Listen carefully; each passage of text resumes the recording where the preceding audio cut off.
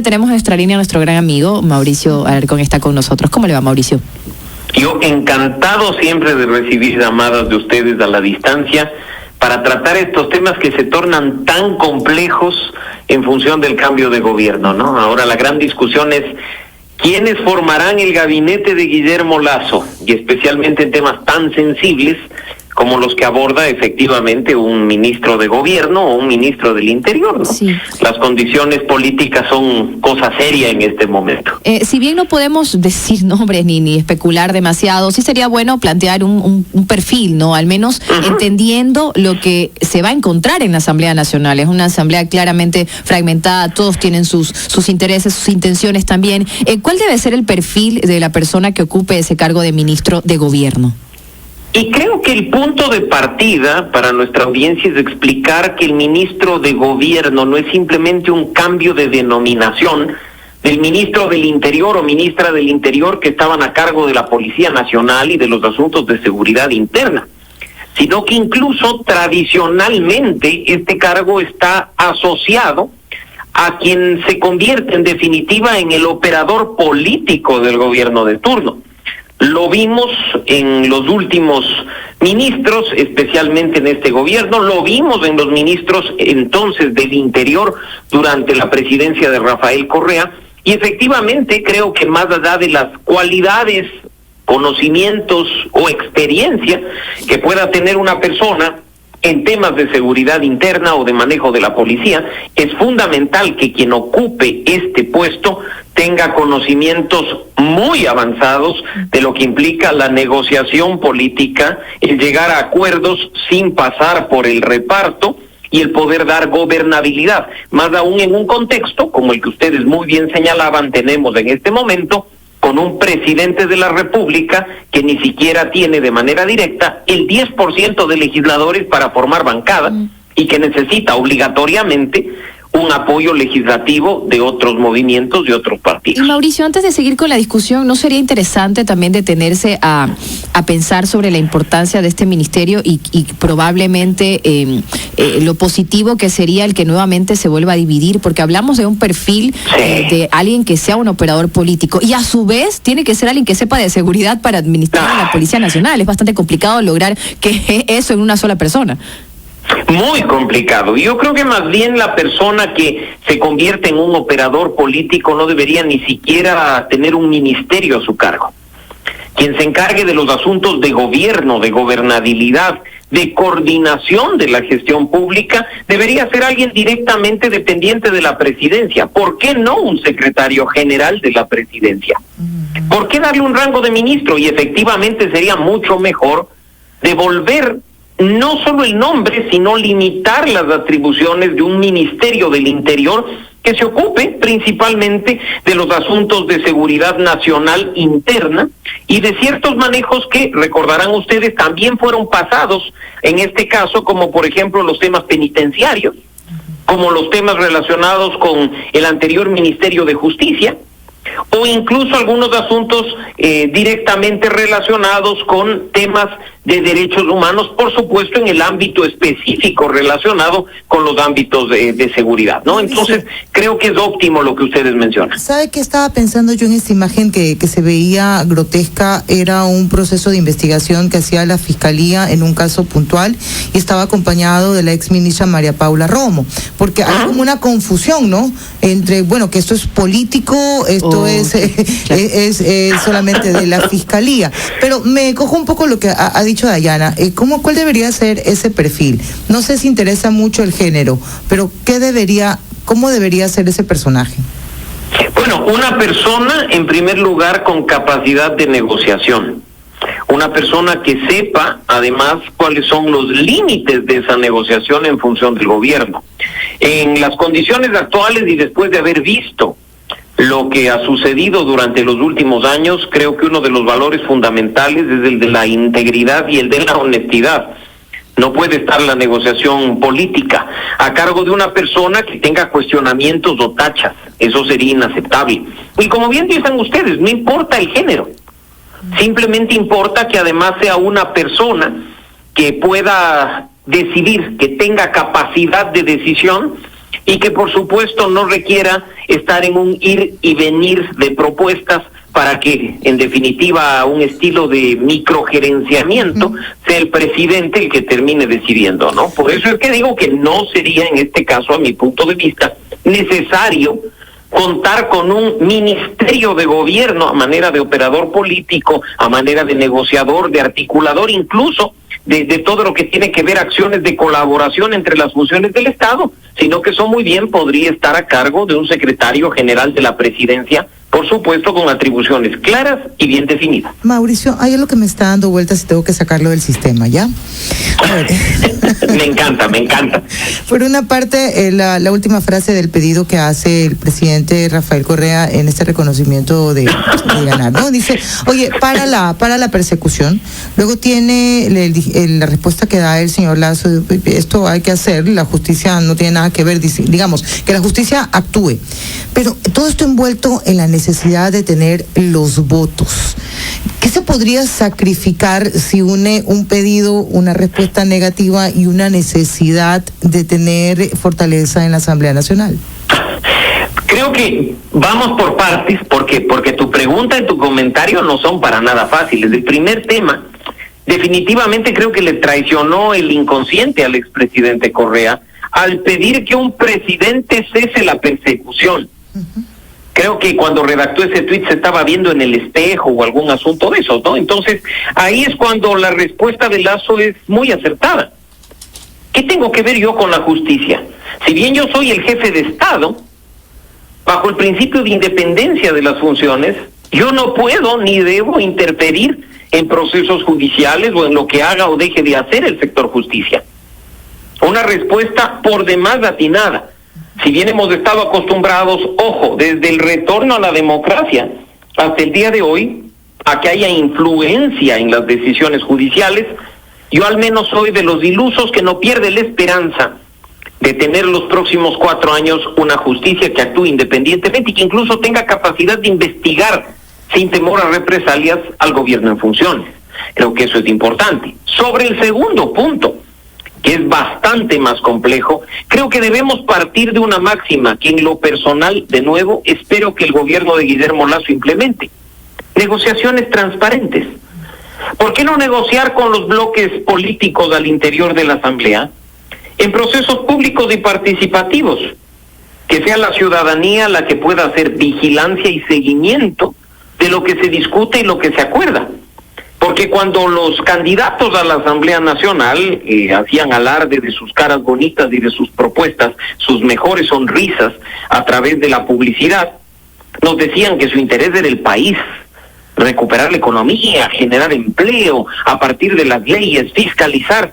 Entonces, si tenemos propuestas por delante, si tenemos principios y valores claros, ¿por qué no hacer el proceso de negociación público, abierto y transparente, de tal forma que se negocien acciones, se negocien prioridades, se negocie una agenda legislativa, para que después no nos topemos con la sorpresa, como ya ha pasado y ha sido frecuente, de acuerdos bajo la mesa, de dame un ministro y yo te doy mis votos en la Asamblea, porque sabemos lo que eso implica, o de repartámonos los hospitales y yo te pongo unos ministros, yo te doy un espacio, dame los votos de la Asamblea. Así es que, ¿por qué no empezar, insisto, a implementar procesos de negociación públicos, abiertos y transparentes, teniendo vigilancia de la sociedad civil, de la ciudadanía y, por supuesto, de ustedes, los medios de comunicación, a través de los cuales toda la ciudadanía puede informarse de lo que está pasando? Mauricio, buenas tardes. Andrés Merino. Uno de los puntos de los que más se ha hablado es de la gobernabilidad, haciendo pues también alusión a las relaciones que pueda llegar a tener el presidente electo en conjunto con la Asamblea Nacional. ¿Qué podemos esperar de estas conversaciones que tienen y cuál cree o cuáles son las reglas de juego bajo las cuales se va a marcar estas futuras o esperadas futuras negociaciones para sacar adelante estos proyectos de ley que tanto ha hablado el presidente electo? Y yo creo que la gran prueba de fuego, Andrés, la veremos el próximo 14 de mayo, donde indiscutiblemente se tiene que producir un reparto.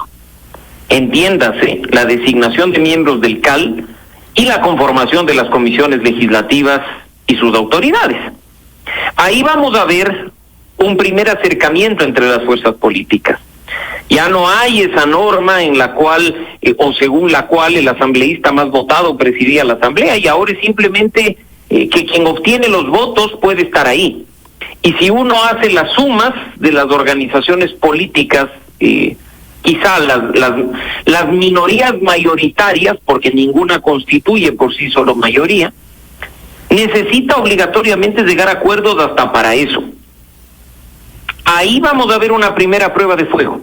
Y en la segunda, precisamente para dar viabilidad a un gobierno, lo óptimo es discutir y aprobar una agenda legislativa de mínimos.